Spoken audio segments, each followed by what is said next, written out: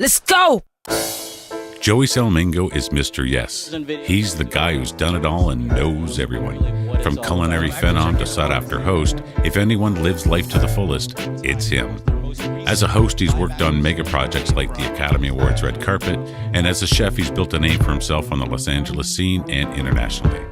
But on August 8, 2018, everything changed. The family of a woman who died of a nut allergy is speaking out in hopes of raising awareness and getting clearer warnings on food items. The absence of two words became responsible for his sister Joanna's untimely death. Contains nuts was all that would have been required. Today, Joey's on a mission to help others live. Ladies and gentlemen, here he is, the one and only Joey Salmingo.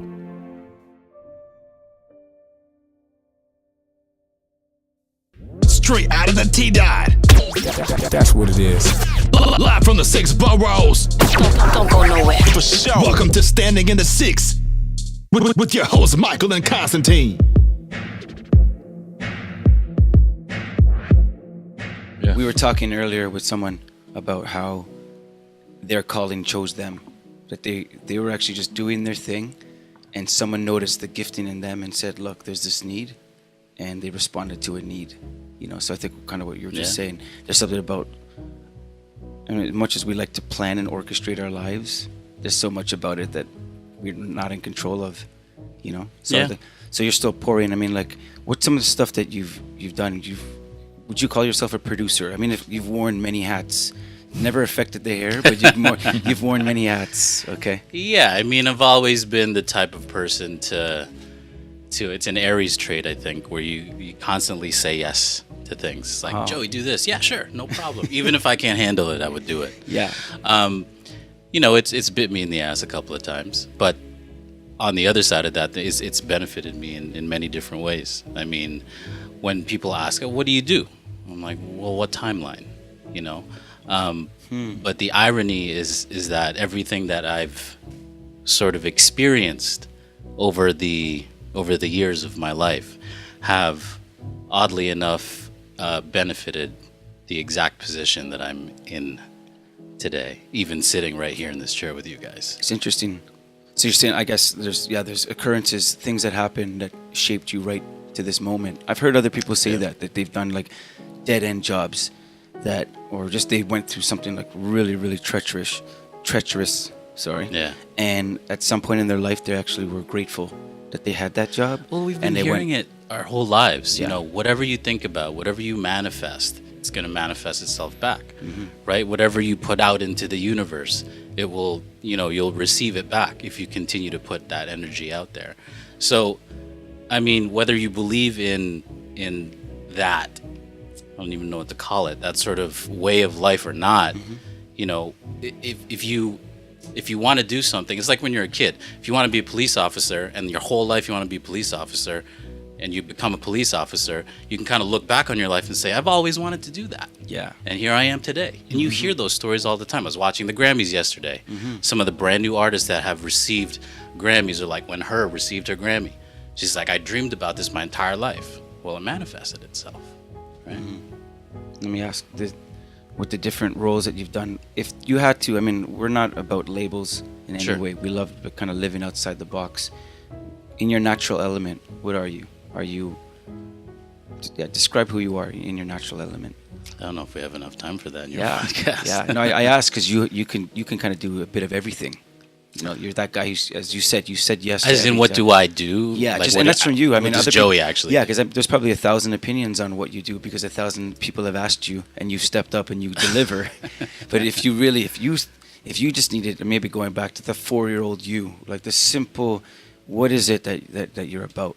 Okay, well, I like that you kind of primed it in that way because when I think about it, like if we rewind to when I was a kid, my sister and I would set up like this cardboard box in front of my dad's Hi8 camera, right? And this keyboard, it was electronic Casio keyboards. They had like preloaded music and stuff, and one of them was like newscast. So I would play that newscast, and I would do fake news reports in front of this camera with my sister. I'd like make up news for whatever reason. I'd hear things on the daily news and turn that into my own story for whatever reason. I was like maybe 10, 11, 12. My sister was like 5, 6. And we were talking about manifestation just a second ago. I realized that television and like broadcast and sharing things and storytelling especially have always been in my blood. Because when I think about what I was doing as a kid in front of my dad's camera and what I've done in even the last recent years, the last 5 years, it's kind of just laughable to see how things have manifested. How it lines up. Over right? yeah, exactly. You still have those tapes, or does your dad still have those tapes? You know what? You got to dig those up. I do have to dig those and up. they're probably tapes, right? Yeah, they're definitely tapes. Yeah. Full-size VHS, maybe. Yeah, maybe. But yeah, Yeah. I mean, I've always been a storyteller in any medium, whether it has to do with writing on camera, telling my story or other people's stories, right? So if we were to encapsulate all the talents that people would say I have, I would say storytelling. Even with cooking, I've been a chef for 15 years. Oh, really? Yeah, you guys didn't know that. No, did but you? actually, you did something like last year. I think you posted it. What was the name of that your food channel? Oh, so my food network. Yes. My food network, but my food network is called Hope You're Hungry. That's right. But I hosted a I'm always hungry. digital series. Yeah, fast metabolism. that's why I named it that. Yeah. But I did a digital series that was based out of Los Angeles called Off the Menu, and we did 3 seasons of that. Where we would go around to different restaurants across North America, and we would go in and try secret menu items. Hence the name Off the Menu. Because like secret menus became a thing, and Yes. especially out of Los Angeles, In-N-Out Burger, Yeah. exactly, Yeah. was the sort of pioneer to that. So we decided to go to all these other different restaurants, and I mean, I put on a lot of weight Yeah. doing that show, but it was fun. great. Yeah, it was great. Oh, my goodness. So you actually lived in LA for a couple of years. On and off for a few years. I had moved there permanently. Well, attempted permanently this time last year. Okay. So I left the Home Shopping Network in January, which would have been a year of my full time, but 5 years on and off.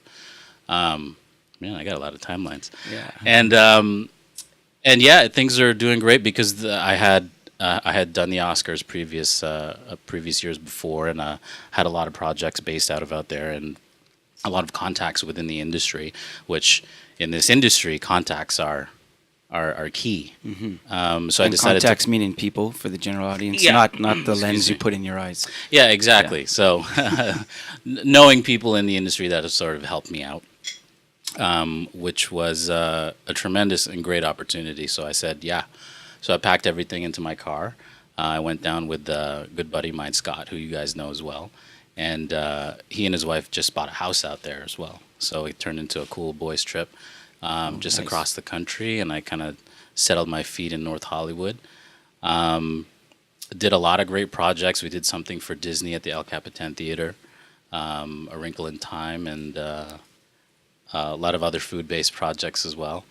So I didn't know a chef of 15 years. Yeah, in and out of the industry for that long. I mean, I say professionally 10 because the first 5 years was like McDonald's and Kelsey's, and you know. But yeah, I did the front of house for a while. Did the back of house, which was predominantly where I settled in. The food industry is something that still lives in me, and at some point in my life, I decided to fuse them together, which is where the food and the television kind of just met up and created this beautiful amalgamation of what we're doing today. Any memorable off the menu episodes or items that you ate that like did you go to a Jamaican patty place and say was there a beef patty that they don't have on the menu? The thing is, you talk about going to a Jamaican place, but nothing's a secret there, man. The whole place is just good food all around. You know.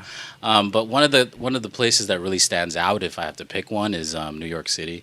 Went to this place called Lucy Rouge, which is in Williamsburg, and the chef there, dude Olivier, French dude, that guy's a magician, man. He made something. So their secret off the menu item was something called Nashville hot chicken, which doesn't sound like something that's unfamiliar, but the way that he made it with his French technique and like it was so weird that something so simple could tastes so complex and delicious, and I haven't eaten yet, so I like getting that. hungry, Yeah. you know? We say on the regular, it's not what you do, it's how. That kind of makes the difference. Yeah, Right. exactly. Yeah. Exactly. All of us cook, right? You know.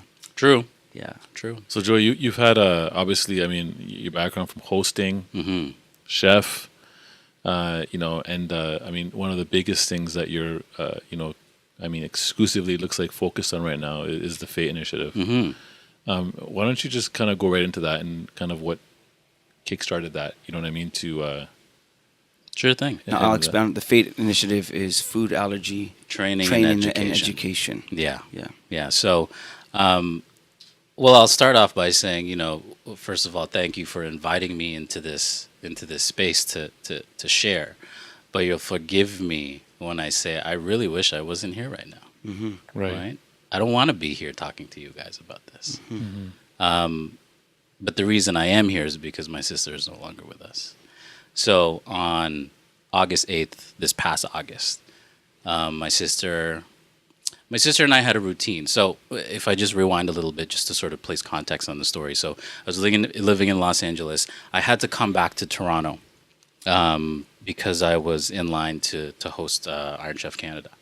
And my agent was like, you have to be here. We have to figure things out. And it came down to like me and the guy who's hosting it now.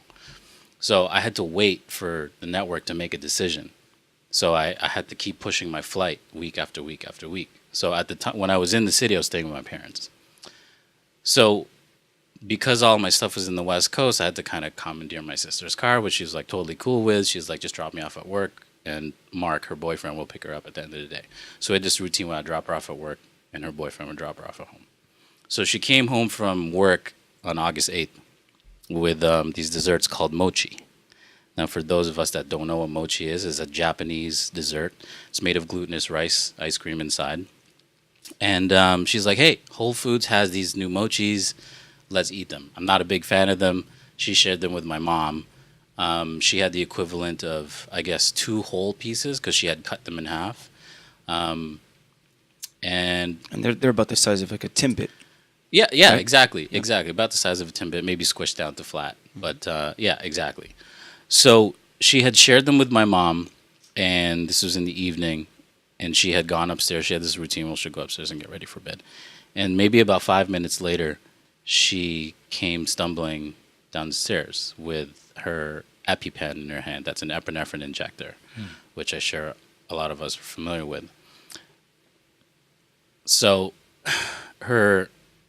she could barely say anything, but she was gasping for air, saying, Mom. I hear that every day in my head. So immediately, my mom is a working nurse of 40 years. So immediately she knew what was happening. Wow. She said, Joanna, what did you eat? So she said, Joe, call 911. Picked up the phone. I'm on the phone, 911. My dad, just helpless, like didn't know what to do and just sort of witnessing everything, as we all did.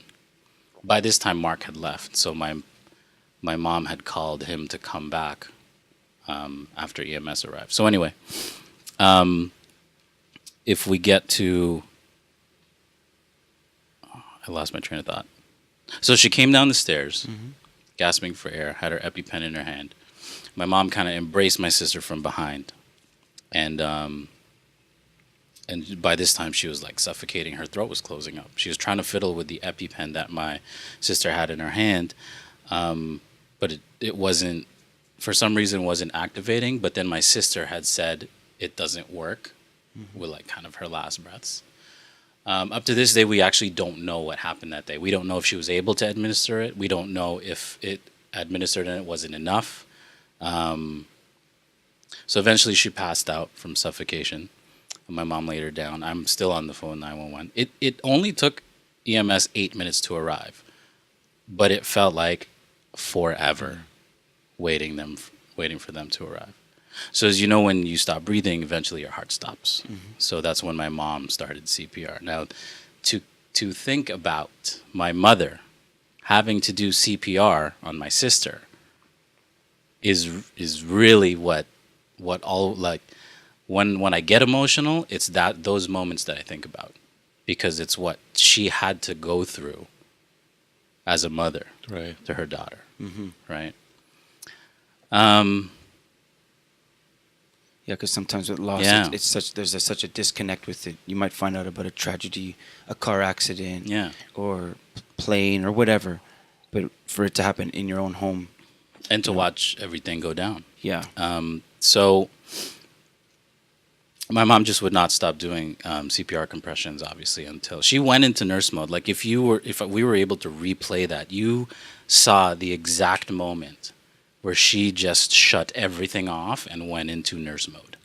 And she stayed like that for a very long time throughout the whole process. So EMS finally arrived. They took over.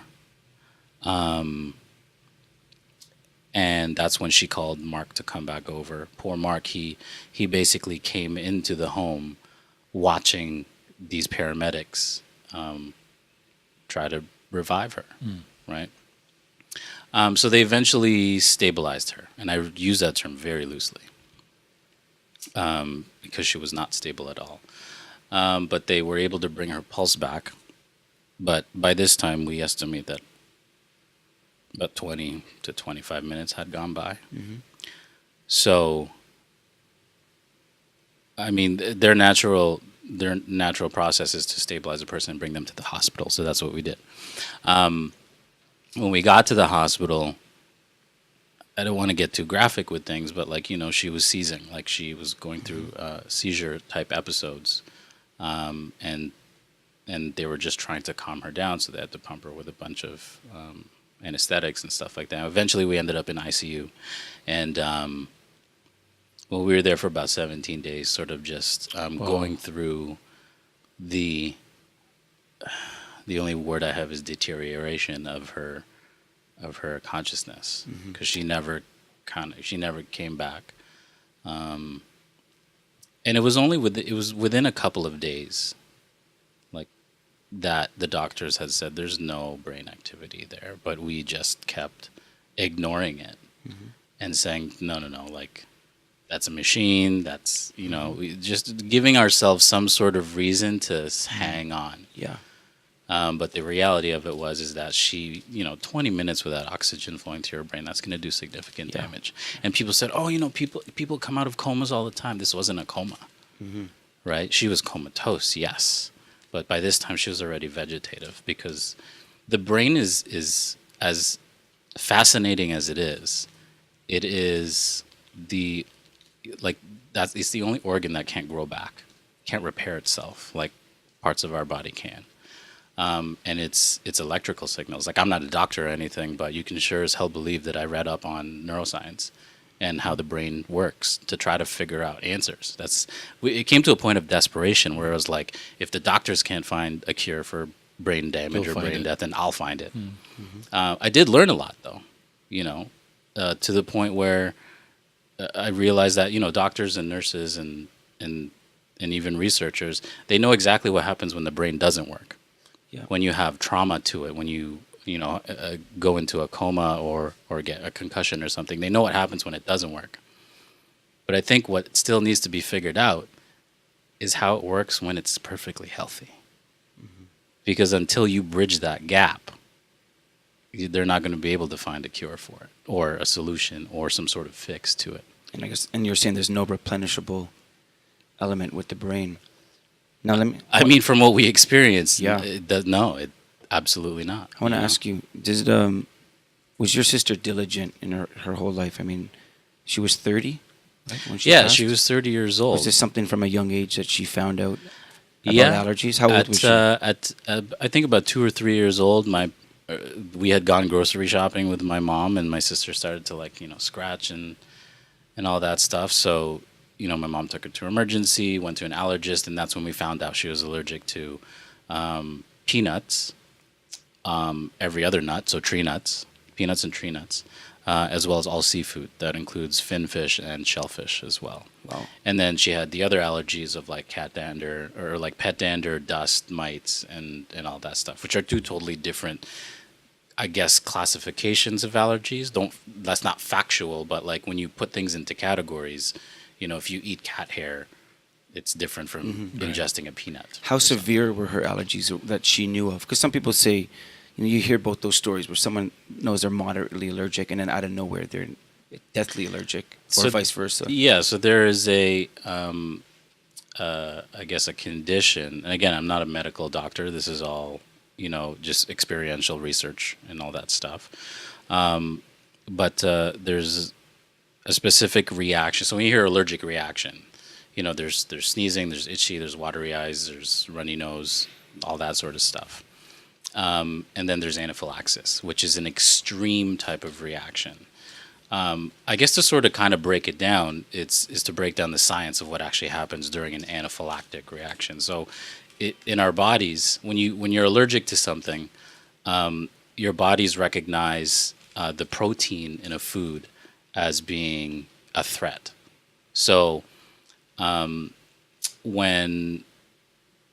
you have peanut butter on your lip, if you're allergic to peanuts, or you breathe in what people will call the dust, which is actually the proteins of the peanut, in your body's just saying, whoa, this is not supposed to be here, and they'll send out attacks. They'll send out soldiers, for lack of a better description, to go and fight this this foreign entity, right?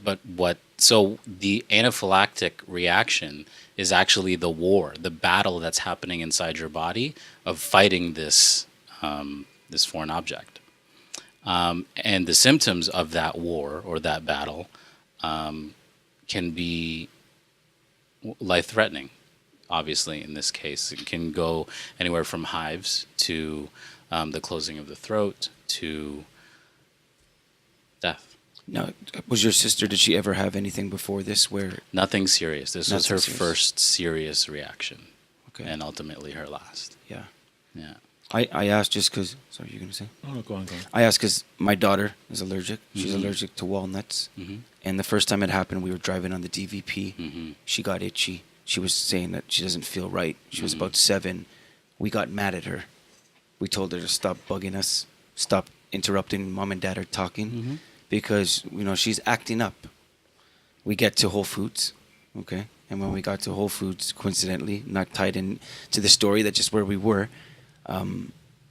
She was all covered in hives, so we went to get an antihistamine. And when we went to go to the pharmacist right across from the Whole Foods, the pharmacist is like, "You got to go to emergency." Yeah. And but we didn't do our shopping yet. I mean, I'm being very honest. We were so laissez-faire. Had no idea because we'd never experienced it before. We didn't know she was allergic to anything.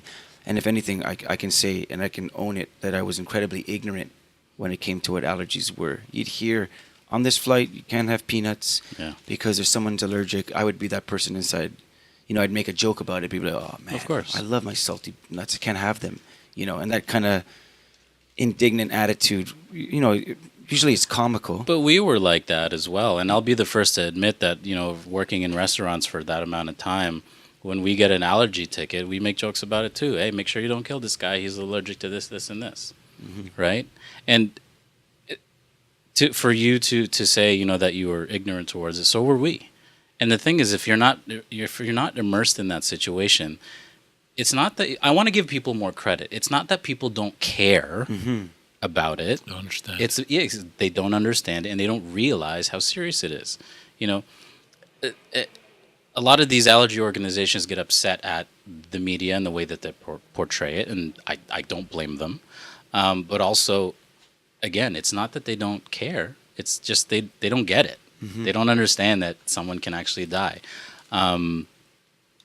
Which is why you have jokes about it on night shows and just cartoons portraying a food allergy in a playful way, albeit still kind of dangerous, but like in a playful way. Cloudy with a Chance of Meatballs, very fun animated movie. One of the characters gets poked by peanut brittle, and her face blows up in a cute cartoony way, and she's like, "Oh, I got to get the epi injector," and then. She pokes herself and then all of a sudden, gone, right? Okay. That's not how it works. Yes. So that's where fate comes in. Right. Which is, obviously the second part to this. So the reason that we had started Fate was because we had realized that there wasn't enough knowledge. surrounding this epidemic. And the epidemic is only continuing to grow. I don't know if it's because we've been immersed in the allergy environment because of this situation, but we now constantly hear week after week after week of some kid, some guy, some girl, some woman experiencing some sort of allergic reaction. Because when that happens, the allergy community shares it, right? But also the public now, these stories were never as public as they are today. Who's that last celebrity who, Bethany Frankel from Real Housewives.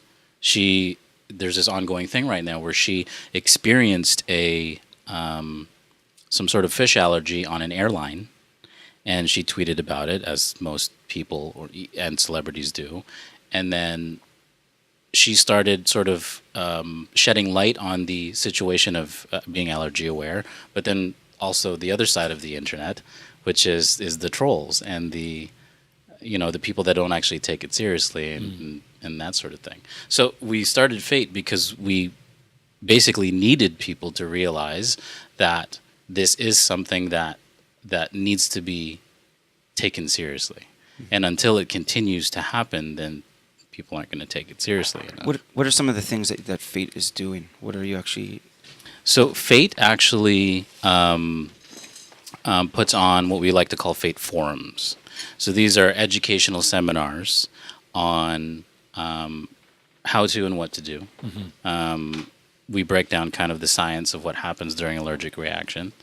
But most importantly, the life-saving practices that are involved in dealing with anaphylaxis.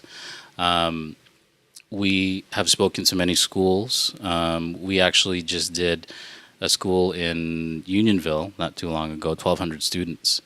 And we implemented something called an anaphylaxis drill, which is just like a fire drill. Because, when you're at school, you got fire drills, you go and line up and all that fun stuff. Why can't you have an anaphylaxis drill? Children are associated with allergies more than adults are, even though adult onset allergies have grown significantly. Because when you're born or when you have an allergy, well, it's not like you grow out of it. Some you may grow out of, but others you don't. So we put on forums, but we don't limit our forums to anyone, because we realize that it's not the allergy community that we need to speak to. It's the people outside of the allergy community. Because people that have allergies and people that are around people with allergies, they know what to do. But the people that are outside of this circle, they have no idea what they're dealing with, right? And I'm happy to offer this free service to anyone that needs it, and that's open to schools, to restaurants, to flight attendants, people in public care, especially. So what does it look like? Is it procedural? There's something Yeah, so we have sort of I guess you can call a syllabus of things to go through, but each F.a.t.e. forum, as we call it, is tailored to who we're giving it to. So you'll notice on our website, which I just launched today, actually, f.a.t.e.initiative.com, we break it down into groups of who would need to have the form done. So we have school forums for faculty and staff, school forums for students, right? Because you can't talk to kids about it in the same way you talk about it to adults, right? So how we were talking to the grade 1s and 2s was very different from the ways we were talking to the 7s and 8s, right? You can't really paint a picture of death to the kids, but you still want to get the message through to them. F.a.t.e. forms for people in public care, which includes security guards, event paramedics, flight attendants, right? People that are in charge of other people's well-being and safety, as well as just private forums. If you want us to come to your house and you want to gather your family for a night and have us talk to you for 45 minutes about allergies, just so you can feel better about knowing about this type of information, then we'll do that as well. That's awesome. Yeah. How does F.a.t.e. get funding if somebody wants to give towards to the organization? We do have sort of a donation line set up with GoFundMe. It's just the easiest sort of platform to adopt at this moment, because that's at the time. See, that's the thing you have to understand, that when I came up with this, it was very much on the cusp of a lot of emotions, right? Because it was within maybe a couple of weeks after we found out that my sister wasn't going to make it, right? So we were talking about how, like, something needs to happen, you know, because when someone dies unexpectedly, you go through these stages of, I guess, grief, right? Anger, you go through guilt, you go through the want and need to try to make a difference.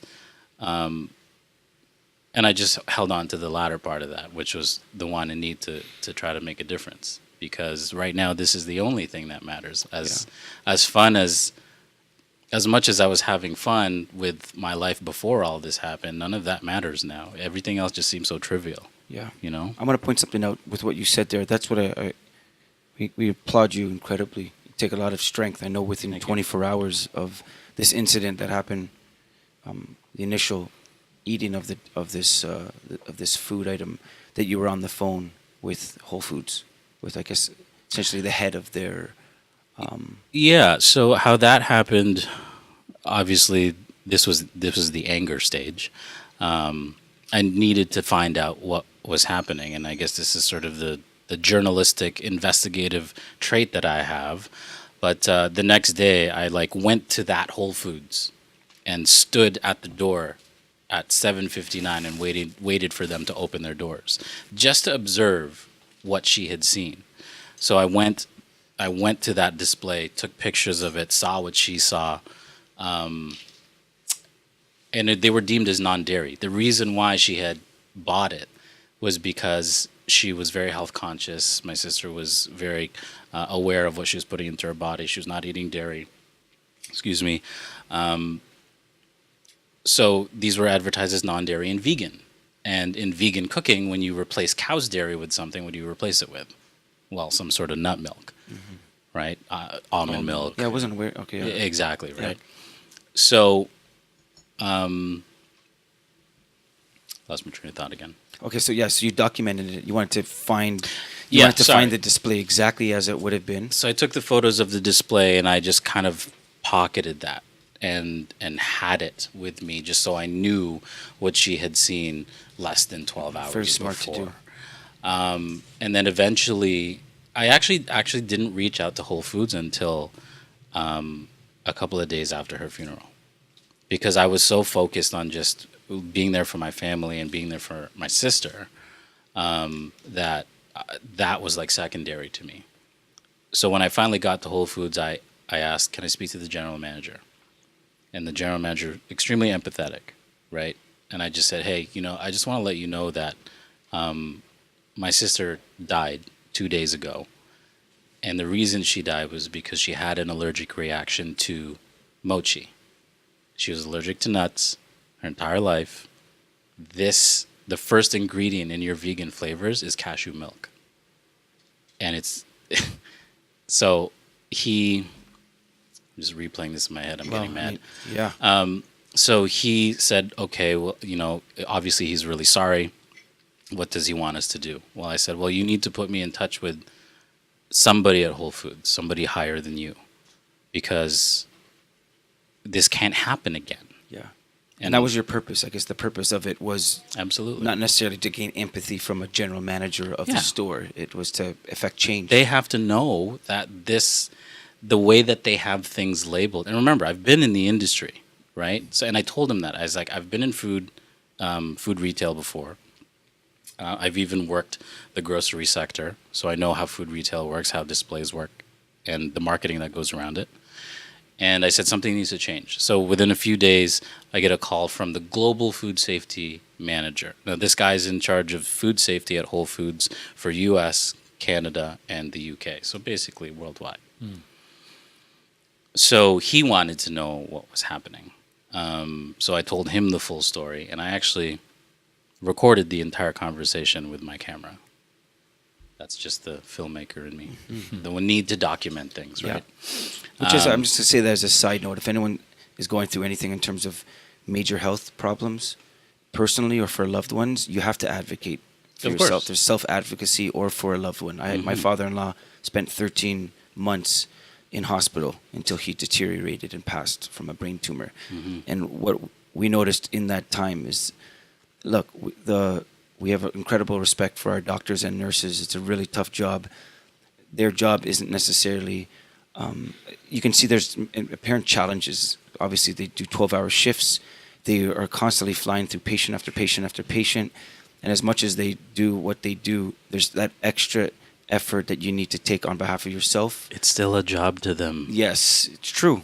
It's true. They punch in and punch out just Yes. like everybody else. Which is a They've shame. grown cold. Yes. Yes, Yeah. it is. Desensitized. Yeah, there's an element of that. And I say, I applaud my mother-in-law, who for her husband, who passed, before she was a widow, she used all her effort to speak on his behalf and to do everything and made sure that he got changed and he got rubbed in the bed so he wouldn't get bed sores and so that there'd be some dignity with Yeah. it. And I say that might be extreme, but don't neglect your health. And with loved ones, you might have to say it. You might have to get a third and fourth opinion. You might have to imply and say that, look, Absolutely. these drugs are messing up with me, with my system, and I'm getting side effects that aren't even on this bottle.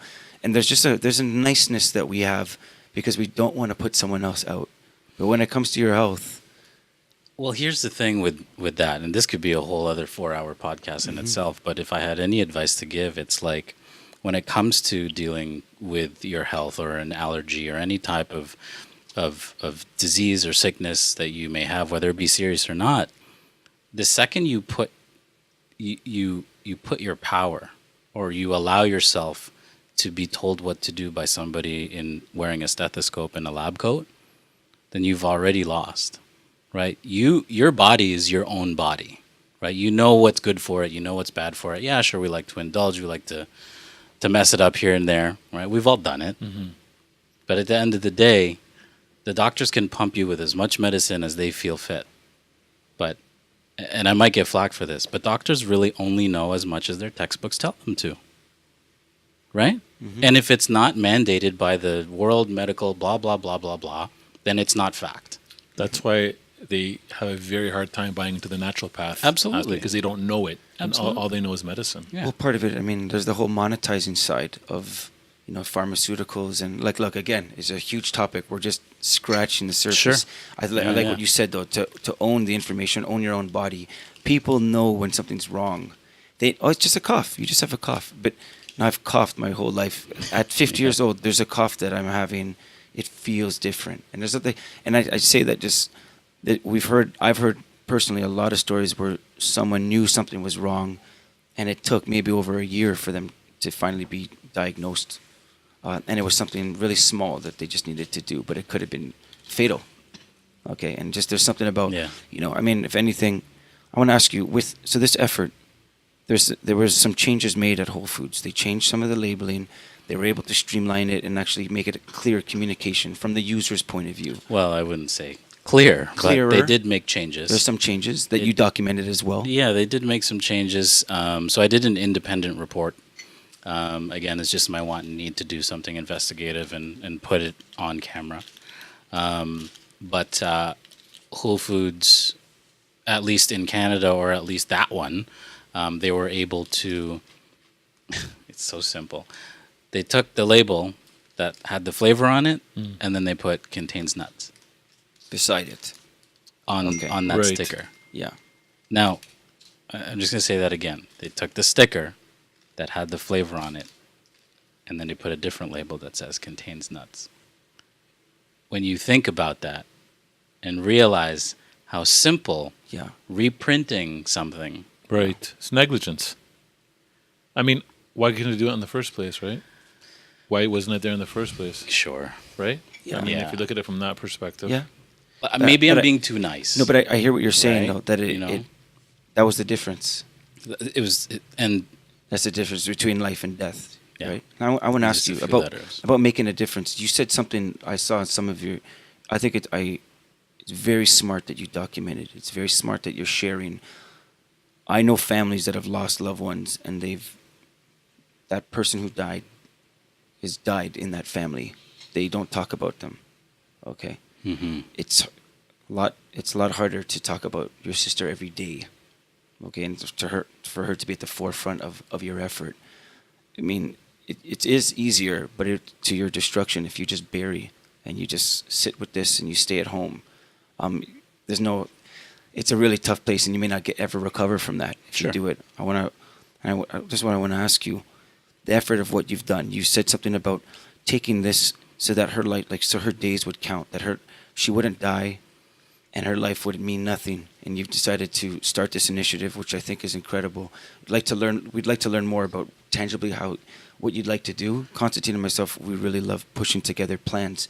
We're really good at getting things done, and if there's someone that we can connect you with, or a group, or help to push it, I think that's kind of what our effort is today, is to be able to, for you just to start to share what this initiative is, to take in this podcast and think, oh yeah, f.a.t.e. initiative, okay, there's someone out there doing something about allergies. I think it's just a starting point. I know my daughter's picture is placed in the office with about 15 other kids. Yep. And it says fully, in bold letters what she's allergic to, what she has to do, where her EpiPen is, if it's it expired. should be in that same pocket. It's all in that area. Yeah. She carries one everywhere she goes. She's got this really flashy fanny pack, but there's an element of that next circle around her. I know they don't know at all. How old's your daughter? She's 9. Okay. Okay, so old enough to sort of be aware of what's happening, why she has to wear the fanny pack and stuff like that, and that's great. You're absolutely right in the sense that her peers that don't have allergies or that don't even know people with allergies don't know what that represents, don't know what it means. And it's beyond peers. It could be adults. It could be exactly, and that's why grandma and grandpa know, because we taught grandma and grandpa. Exactly. But no, you don't but grandma and grandpa weren't used to it. No one knew. I mean, if anything, it's like, how much does that thing cost? At the time, we had to pay for it, and it's just like, oh man, this is expensive. Yeah. But is it expensive though? No, it's not. And I say this, hearing your story, it's made it. Yeah. It's brought it to the forefront for us. Okay, and I say this, I want to ask you, is there anything that's standardized in the food industry that is a standard symbol that even a 4-year-old, if they looked at that packaging, would think, oh, that has something that I'm allergic to? So just the way, like, if we travel anywhere in the world, stop sign, it's universal. Sure. It has a universal look. I've traveled nowhere, so I'm assuming that. But as far as I know, people know. Yeah, you're on the right track, though. Okay, green, yellow, red for street lights. And there's certain things like, that red hash symbol for no smoking. That. Is there anything like that is uniform across all food industries? The only thing that I could really think that's universal that people understand is the peanut symbol with the cross through it. Right? Because at least within this city or within this country, I guess, when you have a peanut-free product, because food packagers know that they have to make food, some foods free of peanuts, because peanuts have been known to be the thing that most kids are allergic to, culprit, I guess. Which actually isn't. It's not. It's dairy. Really? Eggs and dairy. Wow. Yeah. Is more damaging, dangerous. No, it's more popular. More popular, right? I People see. think that peanuts are the more popular one, but actually more kids have allergies to dairy than anything else. Okay. Peanuts have been the one to be most threatening. Yeah. Right? Because of the anaphylaxis. Right? But in terms of a symbol, it's different country to country. The Europe has very different labeling standard practices that they're enforcing out there, which are better than anything in the world. But it's just like the food industry in Europe is a hell of a lot better than it is in North America, right? We all know that. In the United States, they have different policies on labeling practices, but they do have more stringent rules as per the FDA than we do in Canada. And that's what Food Allergy Canada, which is Canada's resource for food allergies, has been working with Health Canada to try to fix things and sort of make things a little bit easier to understand, more strict in terms of labeling, because food producers within Canada, at least to the best of my knowledge, there's no mandate. There's no rule that says you have to put, the allergens on it, other than the fact that these companies may contain traces of, right? That might be, but that's just to save themselves. That might be, so it's from a liability standpoint. Exactly. It's not about lives. Exactly. Okay, so maybe that might be a starting point to put some effort to where that is becomes and it's standard. been an ongoing strictly fight. Standard. Yeah, it's been an ongoing fight for for years. But it boils down to the simple fact of population to land mass, right? Yeah. The U.S. is going to have all these different rules and regulations because it's wall-to-wall people, right? They need that sort of protection and all these rules and stuff. Whereas Canada, this is just this little line across the border, you know, a couple of pockets in the Midwestern provinces, but that's about it, right? Our landmass versus our population isn't enough for these companies to take things seriously. Because why? Well, because it doesn't make enough money, Yeah. right? Yeah. It's about percentages. Yeah, What's the chance something could happen? Yeah. You know, I'll play out a scenario. This is how real it is. Busy house, taking, you know, my daughter to a birthday party, forget to tell her. Or we as parents forget to remind the parent of that birthday party that Abigail's allergic. Okay, Abigail's trying to put on her tutu.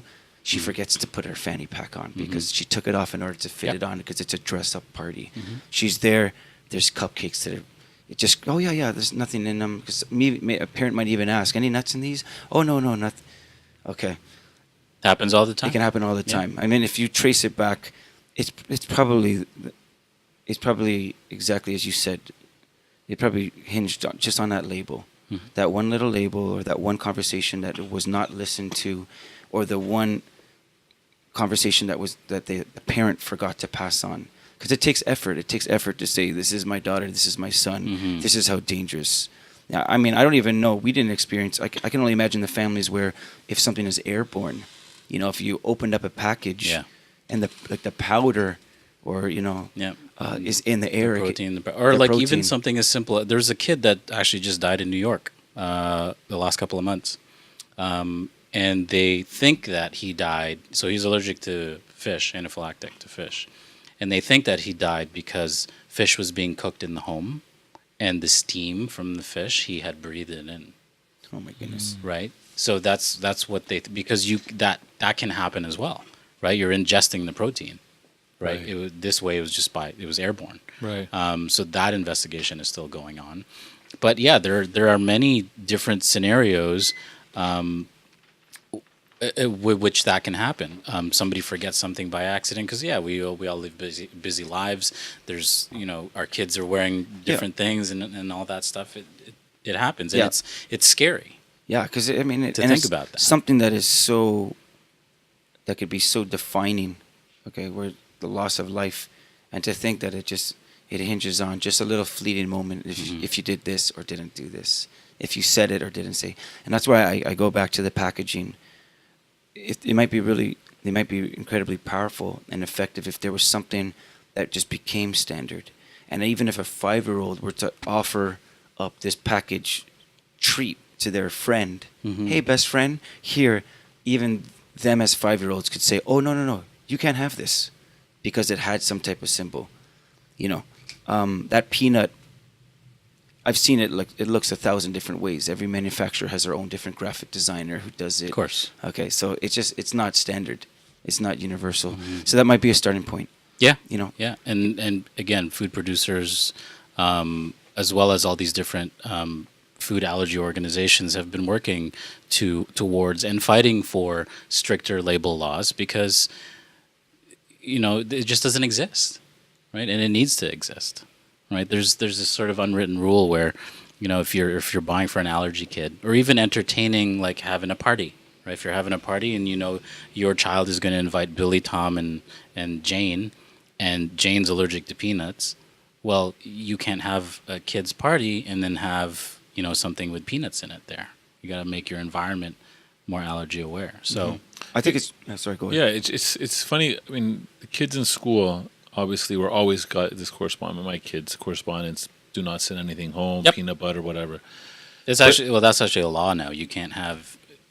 Schools are supposed to be nut free in the entire country, and there's 2 laws that are put in place so allergies and asthma kind of go hand in hand with each other when it comes to that. So there's Natasha's law, and then there's this is leaving me right now. There's 2 laws that are put in place, but it just basically allows kids to carry their medication with them. Okay. And there are policies that are put in place that state that you cannot bring nuts in these facilities. And it's even grown to high schools and even some universities as well, Which is makes great. sense because you get the largest percentage of kids in one area through the school. The Sure. school is the best means to make sure every household has this information. Yeah. No, the allergies that kids are going to be around school. I mean, I'm thinking you get to college now, right? Is there the notion that the allergy you could have growing up could essentially, like, your immune system builds up to it and then you can start eating that again? Or, because I don't remember in college ever there being like, Me neither. about, hey, I went to chef watch- school for a year and a half, and Right. I didn't know anybody that had allergies, and we didn't have to be cognizant of that stuff. Right, Yeah. right. And there could have very well been someone right beside you that could have had that, right? So I'm just thinking, like, Our is- only reference was My Girl. Remember that movie? Yeah, Right. Right. you're Okay. absolutely Yeah. right. Yeah. No, That was the you're only thing. absolutely I remember it right. was the most bizarre thing. It Yeah. was a fun The movie. bee sting. The bee Yeah. sting. And he died from that. yeah. And it was like, what? I Right. remember thinking it was the head scratcher at the time. right. Yeah. But that's all we knew. You know, I don't want to go into what I think causes allergies, but I can definitely speak to, the growth in this epidemic. Right? It is. Like it's definitely more frequent now that people have allergies, right? Because like our generation has gotten older. Like I said, my sister was 30 years old when she died, right? So that's not a child.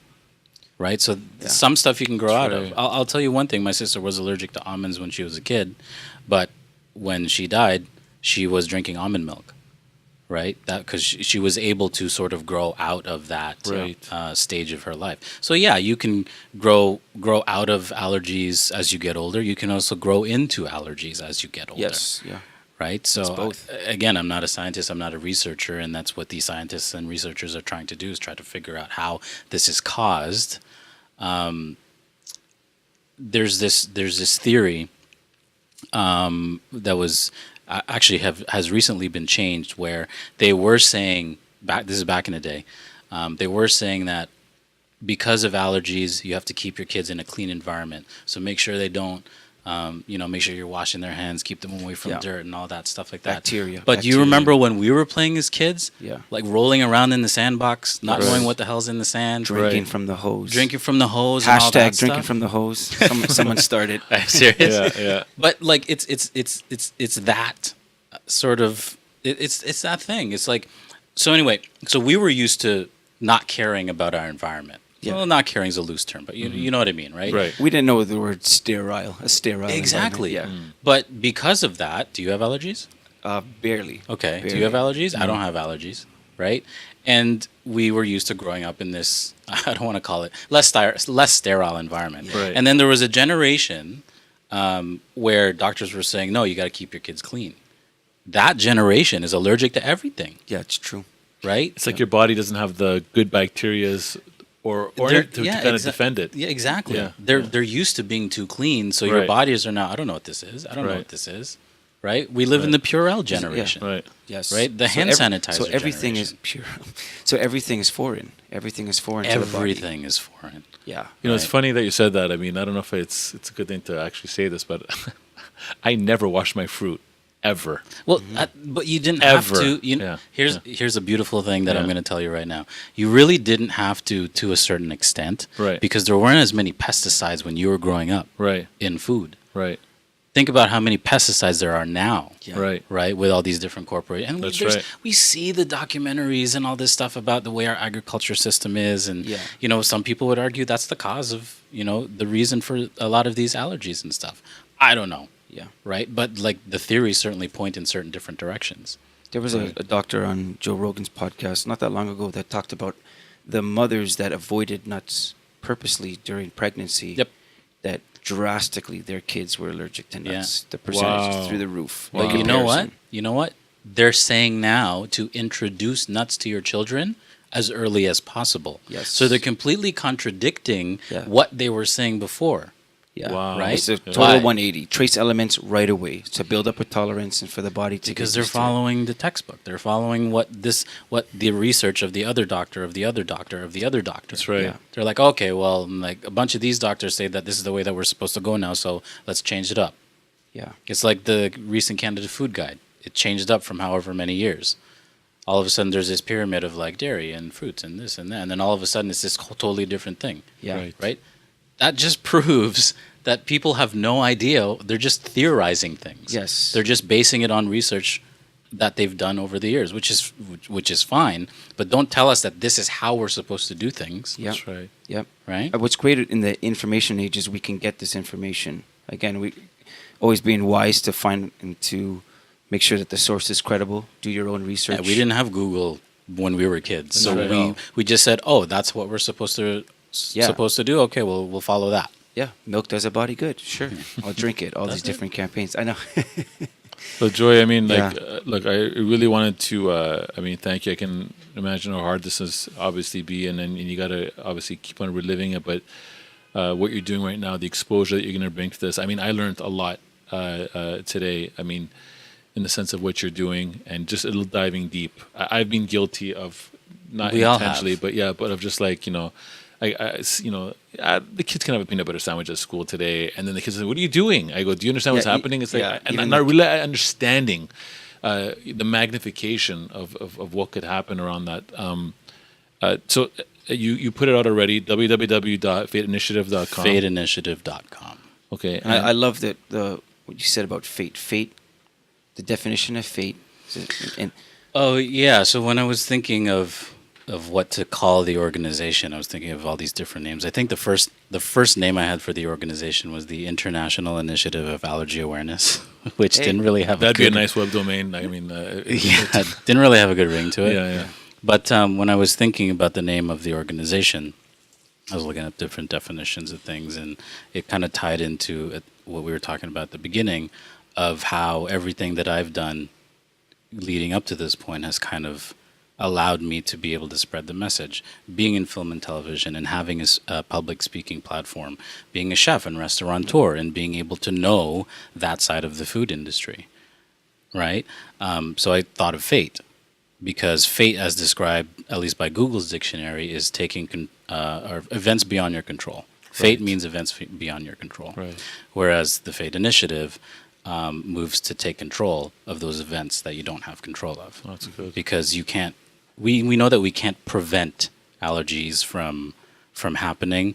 I don't think there's going to be a cure. I mean, I'm not, I hope there is, but in the time that we're in, it's probably not going to happen anytime soon. yeah, So if you can't control it, then, well, at least we'll Provide awareness. provide awareness. yeah, for for it. prevention or complete avoidance. Yeah. Can Right. you throw out a link to the GoFundMe page if anyone wants to, contribute? If you just go to fateinitiative.com, It's there's right a on little there? button that says donate right Okay. at the top. Okay. Okay, good. Okay, Yeah. amazing. Look, thanks for coming. Thanks for having me. Yeah, I think this is just really a start. appreciate it. Would love to keep a pulse on what you're up to. Please keep us in the loop, and we'll use it on our side and in whatever capacity we can to constantly loop people in to give an update of what you're doing. And if there's something that you're thinking, what is it that you think's ahead for you right now? Obviously, you're pouring everything that you are into this, almost by fate in a way, as you were describing. Mm-hmm. What do you think the next couple of years are going to look like? You know, I've gone through the first portion of my life before all this happened, sort of planning things and having a particular structure. It's like, oh, I'm going to replace Ryan Seacrest in 5 years and all this. Yeah. But since this has happened, I've kind of just had to take things as they come. This is the only thing that I'm choosing to focus on right now, because it's the only thing that matters to me. Yeah. But what I'm gunning for is, I guess, with fate included in this conversation, then obviously spreading the awareness that needs to happen to the people outside of this allergy community that we live in. But from a personal standpoint, talking about what I'm standing for is authenticity. And that's authenticity to how people approach life, because death, as much as it separates people, it also has a very strange way of bringing people together. And I'll be the first to admit that, being in television and stuff, you kind of get lost. You get lost in the Instagrams and the need to not put on a show, but like put your brand out there so that you're recognized in what I do specifically. And then after my sister died, I kind of was brought back to reality and realized what true value of family is, what true value and love is. And, you know, we're so used to ourselves as human beings of creating a narrative for ourselves or creating a conclusion for ourselves. And what I mean by that is it's very easy to be consumed by grief. Someone dies, someone breaks up with you, something terrible happens. So you're consumed by it. You're angry. You want to kill someone. You want to fight someone. You want to break something. And we would much rather be, much rather be satisfied creating a conclusion for ourselves than not knowing what's ahead of us. And that goes it's as simple as if you were to rewind to when you were like a teenager, you're in the club, having a good time, and somebody looks you up and down. What are you looking at? What are you looking at? What's this guy looking at? Does this guy think I'm gay? Does he think I'm straight? Does he think I'm fat? Does he think I'm skinny? And then that your mind goes into this constant circle of like, what is this person thinking? I'm drawing my own conclusions, and I'm going to be satisfied with that. So whether it causes me destruction or not, I'm going to listen to my own voice, right? So anyway, the point of that is, if you stop creating the conclusion for yourself and just let things be, you will live a much more satisfying life. Mm-hmm. Yeah. That's deep, Right. man. Yeah, that's really good. Yeah. Really good. Yeah. Yeah, speculation wastes a lot of time. Yeah. Stop You know, creating your conclusion. Yeah. Approach it. My sister has this wall on her mural on her wall. And she drew all these inspirational quotes, and the one thing that stands out is approach everything with love. Right? So it sounds like a meme, which in these days everything's a meme, and things kind of get lost in this whole social world that we live in, and they lose all meaning. But if you actually approach everything with positivity before the negative, you're going to live a happier life. Right. Mm-hmm. That's how I'm able. People ask me all the time, I don't understand how you're able to do this. Your sister died. Mm-hmm. It was because I'm choosing to. Right? A lot of people search for what is the meaning of life. Well, there is no meaning. You create that meaning. Life is empty. My acting teacher told me life is empty and meaningless. I'm like, what do you mean life is empty and meaningless? That's terrible. So if you think about it, there's no meaning to it. It's us that's creating the meaning for it. Right? So someone dies. Well, what does that mean? Well, it's a sad moment. I'm distraught about it, but I have to do something about it. Here I am. Yeah. Amazing. Amazing. Yeah. That's I guess Anybody can take that into their own situation. It doesn't just Absolutely. have to be me, you know? No, for sure. Yeah, that's great. That's a great way to end off. Thanks for sharing those words. We know that they resonate, and again, you have our backing with whatever you're planning to do. Let us know something about if you have anything that's happened in your own life, use it, okay? Because otherwise, it will just beat you up. It will beat you up. You know, we talked about before, the safest small talk in the world is talking about the weather, because no one will ask you to change it, to do anything about it. But if you, again, you notice that crosswalk where kids are almost getting hit every single day, or the lights in the park are always off way early, and there's shenanigans happening there, and there's bad activity or whatever, do something about it. You know, I think we underestimate, we all suffer from what we've heard before, small man syndrome. Like, who am I? Who am I to do something about that? But if you start to look into anyone's journey, read any biographies, or hear anyone who's actually done something, it's not because they're great that they accomplished great things. It's just they never gave up. They had a reason, and they just put one foot in front of the other. So I applaud you for doing that. If there's any way that we can help shorten the gap in terms of what your effort is, please let us know. There's something as you start to share what it is that you're about, what you're standing up for, guess what happens? You start to realize quickly you're not standing by yourself. There's going to be someone else who says, I have the exact same story, or I know that your story is helping me avoid that happening in my life, good and bad. And I think that's the most wonderful thing about, avoid empty, meaningless life, is that we can fill it up by actually our interaction with each other. And I know we're trying to wrap up here, but I want to put forth the thing that we were talking about before we led into this was is the whole nuclear feeling. Yes. Because when I started talking about that, I realized how meaningful that could be to other people.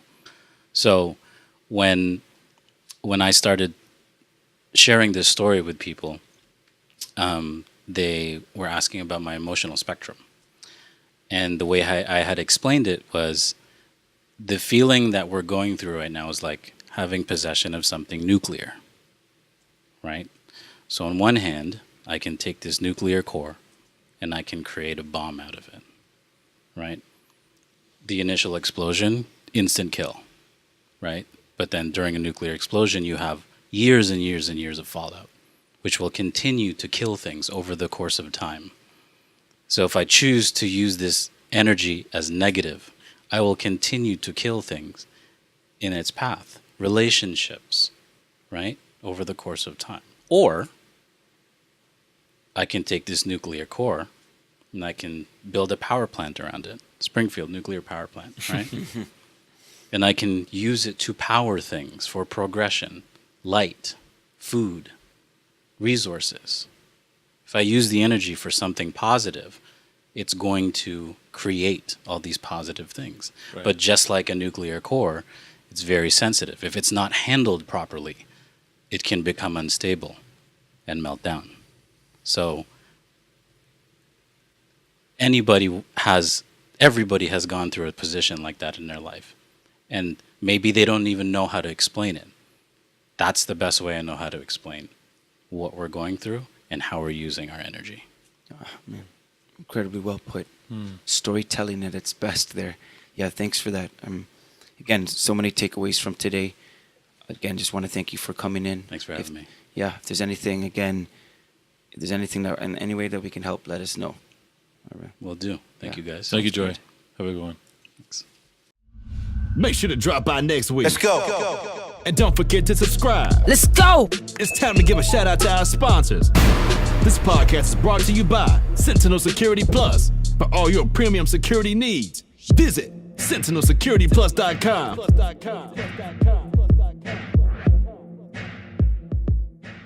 We got some questions for you. Holla at your boy. What do you stand for? Hey, Constantine, it's Mike. Hey, what's going on, Mike? Who should we bring in for Black History Month? How about a motivational speaker? How about a rapper? What about an actor, producer, writer? I got a better idea. How about all of the above? Anthony McLean.